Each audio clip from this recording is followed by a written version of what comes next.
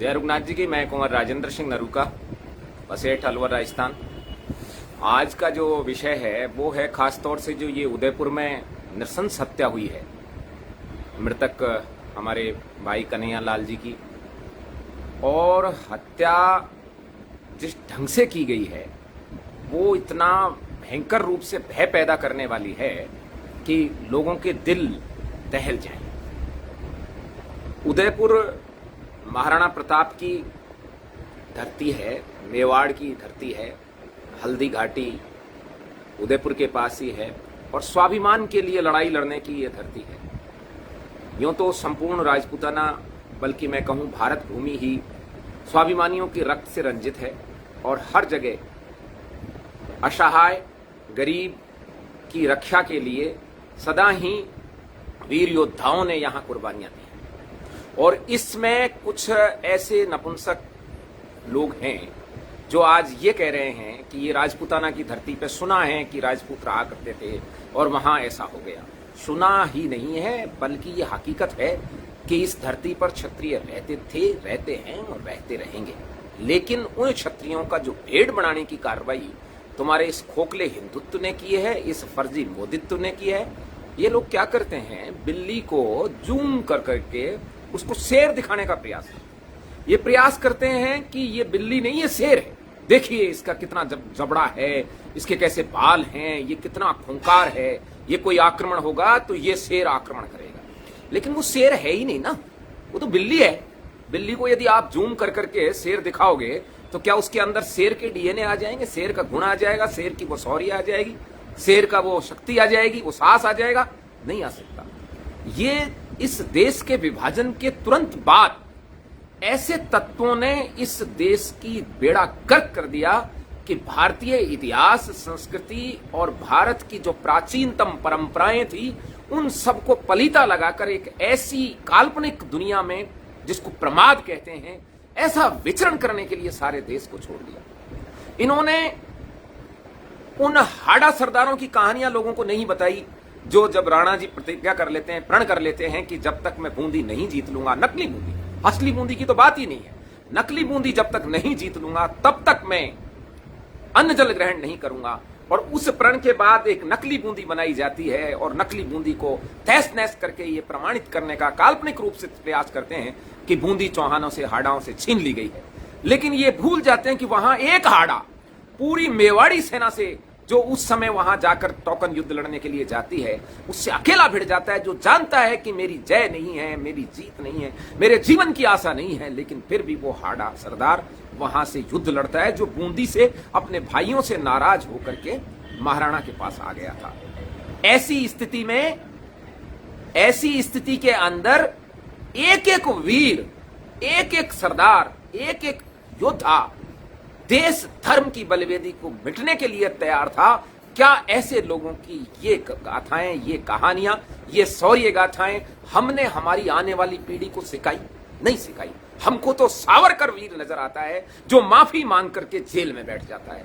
हमको तो वो फर्जी लोग वीर नजर आते हैं जिनको जबरदस्ती हम वीर बनाने का कलम के तरीके से प्रयास करते हैं, और हम कहते हैं हिंदुत्व हिंदुत्व। अभी अभी कुछ दिन पहले एक फिल्म आई थी जिसमें एक डायलॉग था कि शरणागत की रक्षा के लिए हिंदू का धर्म है। कौन सा हिंदू का धर्म है, कौन सा धर्म था ये शरणागत की रक्षा के लिए? वो छात्र धर्म था, क्षत्रिय का धर्म था। यदि आप ये नहीं बताना चाहते, उसको हिंदुत्व के ढकोसले के नीचे दबाना चाहते हो, तो देख लिया आपने हिंदुत्व का। वहां पर जब इस टेलर की, कन्हैया लाल जी की जब हत्या की जा रही थी, 2 लोग थे, केवल 2 लोग। वो कोई असॉल्ट राइफल लेकर नहीं आए, कोई AK-47 लेकर नहीं आए, लेकिन जब उन्होंने छुरा चलाया, वो धारदार हथियार चलाया, तो वहां पर जो ये आपके फर्जी हिंदुत्व वाले हैं, जिनको रोज आप जूम कर करके बिल्ली को शेर दिखाने का प्रयास करते हैं, एक सभी भाग गए, दुम दबाकर जान बचाकर भाग गए। लेकिन वहां था ना एक उसी हाड़ा के कुल का, वहां था ना एक चौहान, उसी सम्राट पृथ्वीराज चौहान के रक्त वाला, वो ईश्वर सिंह, जिसको आप लोगों ने निहत्था कर रखा है। इस देश के विभाजन के बाद क्षत्रियों को शस्त्र रखने का अधिकार नहीं दिया गया है। ना हम तलवार रख सकते हैं, ना बंदूक रख सकते हैं, ना हम कोई भी हथियार रख सकते हैं। आपने तो ये शर्त लगा दी कि हथियार रख नहीं सकते।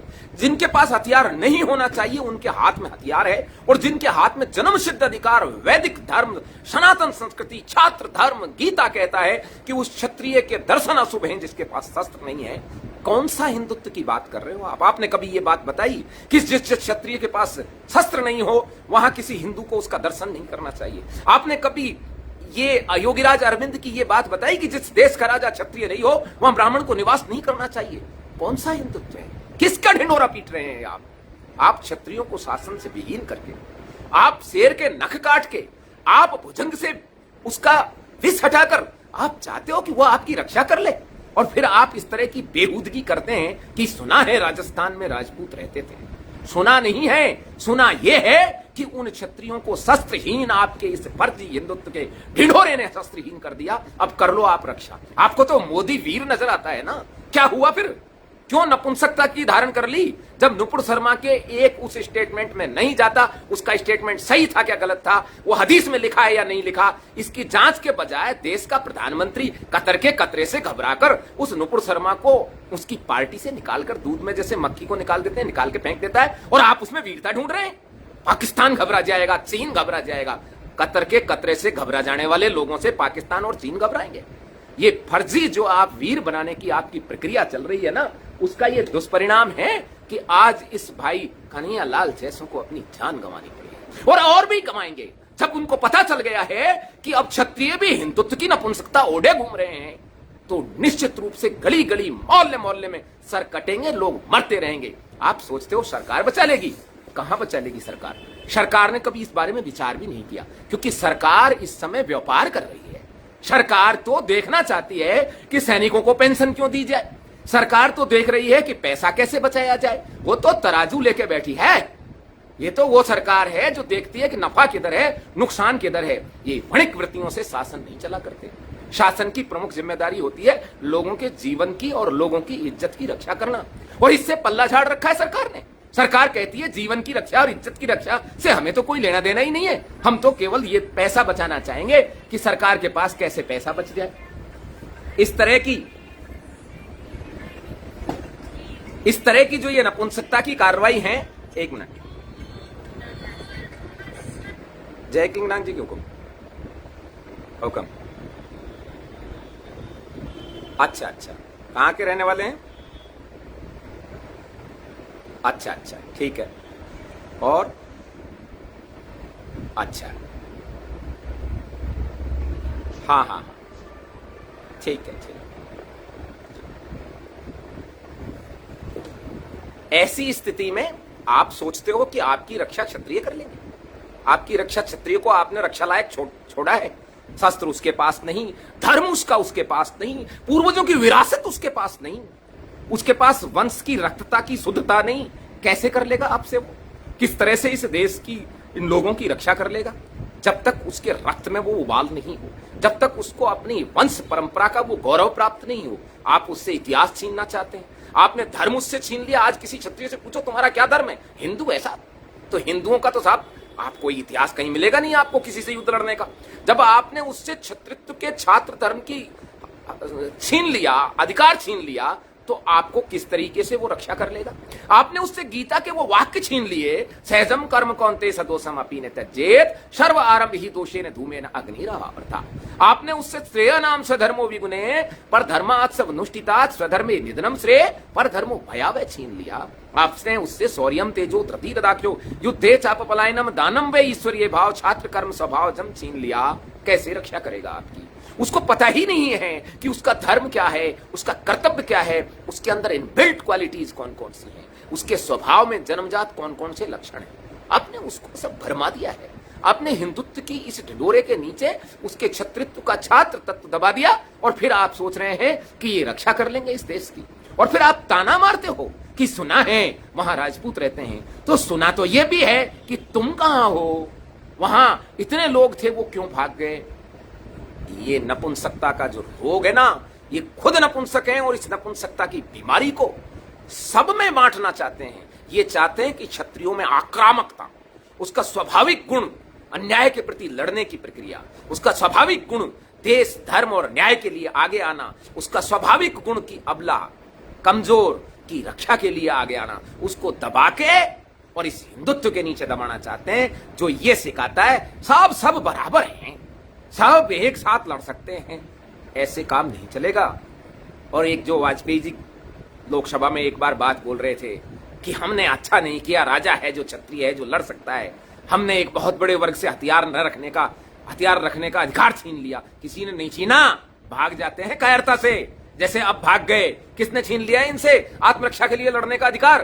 किसी ने उस समय भी नहीं छीना था जब तुर्कों की आंधी आई, अरबों की आंधी आई, विदेशियों के तोप के गोले चले, उस समय भी किसी ने नहीं छीना था। लेकिन लड़ने की कुव्वत होने के लिए आदमी में साहस चाहिए, और वो कोई डाल नहीं सकता, न कोई राजा डाल सकता है न कोई और डाल सकता है।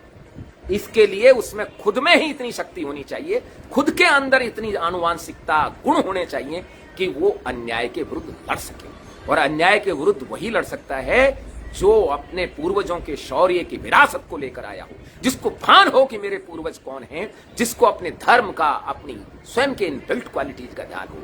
आपने तो उनके महापुरुषों तक को हिंदू बना दिया। आप तो श्री राम तक को क्षत्रिय नहीं रहना देना चाहते, आप तो श्री कृष्ण तक को यदुवंशी चंद्रवंशी क्षत्रिय नहीं रहना देना चाहते, आप तो उन सबको बांटना चाहते हो। क्योंकि आपका तो ये जो आज ये वोट की राजनीति है ना, ये देश के लिए सबसे निकृष्टतम व्यवस्था है। और जब भी चलाई, जिसने भी चलाई, उन कमजोर और नाकारा लोगों ने चलाई कि हम कैसे शासन तक पहुंच सके। क्योंकि शासन के लिए शक्ति, शौर्य और जो युद्ध लड़ने की कला चाहिए वो इन नपुंसकों में थी नहीं। इन्होंने सोचा कि हम लोगों को फेंका तो सकते हैं, हम लोगों को बेवकूफ तो बना सकते हैं, हम बिल्ली को जूम कर करके शेर दिखा सकते हैं और शेर को राजा बना देंगे। बिल्ली तो राजा, शेर तो हम है नहीं, बिल्ली को ही जूम करके बिल्ली को ही शेर बना देंगे। इस प्रक्रिया के तहत ये लोगों को बेवकूफ बनाने के लिए और लोगों के मानसिक रूप से शोषण करने की ये प्रक्रिया है। जब भी चलाई, लोगों के हित में नहीं चलाई, बल्कि नाकारा, निकृष्ट और लुच्चे लफंगों को सत्ता तक पहुंचने का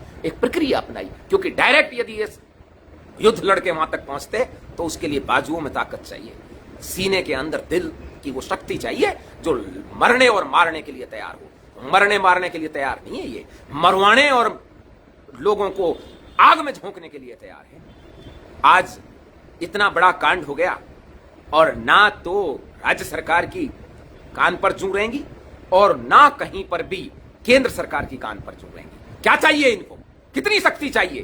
दोनों सदनों में बहुमत है, सरपंच से लेकर राष्ट्रपति तक आपके हैं। और अभी तक आपसे यदि हिंदुत्व का ये ढिंढोरा जिसका आप दुनिया को दिखाने का प्रयास करते हैं, यदि ये नहीं कर सकते तो तुम कब करोगे? जब चंगेज खान आया था, जब गौरी आया था, जब अब्दाली आया था, जब नादिर शाही आया था, तब यदि तुम होते तो तुम क्या करते? जैसे आज नुपुर शर्मा को तुमने निकाल कर फेंक दिया, ऐसे यदि रावल रतन सिंह जी के समय दुर्भाग्य से तुम होते तो शायद तुम ये कहते हमें क्या मतलब है, ले जाओ, हमको क्या लेना देना, एक स्त्री के लिए हम क्यों युद्ध लड़ेंगे, हम ये क्या होता है, बोले लो छोड़ो, हम तो दूसरा विवाह कर लेंगे।